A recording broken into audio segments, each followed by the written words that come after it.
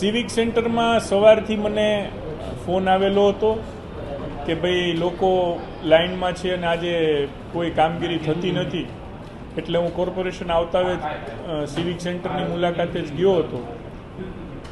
લોકોને મળ્યો અને અધિકારીને પૂછતા સર્વર ગઈકાલથી ડાઉન છે માહિતી મારી પાસે પણ હતી, અને આજે સર્વર સાવ ઠપ થઈ ગયું છે, એટલે લોકોને મુશ્કેલી પડી રહી હતી. મેં પોતે ત્યાં અડધી કલાક બેસીને સંપૂર્ણ વ્યવસ્થા સમજીને એને સોલ્યુશન આપવાનો પ્રયત્ન કર્યો છે. ખાસ કરીને જે લોકો આવે છે ને આવતા 10 દિવસને ધ્યાનમાં રાખીને એને ટોકન આપી દેવાના થાય છે એવી સૂચના આપી છે. એમાં એમનો મોબાઈલ નંબર અને નામ આટલું લખવાનું કીધું છે. અલગ કાગળથી લોકોને પોતાને જ કીધું છે એમના હસ્તાક્ષરમાં જ લખે, જેથી કાંઈ સમયમાં ફેરફાર હોય તો તેમને જાણ કરી શકાય. અને વાસ્તવિકતા એ છે કે આ જે કામગીરી ઠપ છે એને લીધે લોકોને હાલાકી ભોગવવી જ પડી છે. એના ઉપરથી શીખીને એ લોકોને હવે સામેથી અહીંયાથી જાણ કરીશું કે તમે ભાઈ આ દિવસે આવો.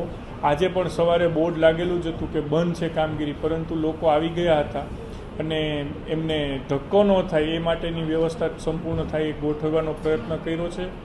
ત્યાં સ્ટાફની ઘટ હતી એટલે અમારા પોતાના ઓફિસના 3 સ્ટાફને પણ ત્યાં ડેપ્યુટ કર્યા છે આજના દિવસ માટે, અને એ લોકો પાસેથી એમનો મોબાઈલ નંબર અને બાકીની સરનામાની વિગત લઈ રહ્યા છે. એમનો કામનો પ્રકાર કયો છે એ લઈ રહ્યા છે. એના આધારે એમને જાણ અહીંયાથી સામેથી કરવામાં આવશે કે હવે એમનો નંબર ક્યારે આવશે, અને ટોકન ફાળવા છે જેથી અમને ખ્યાલમાં રહે.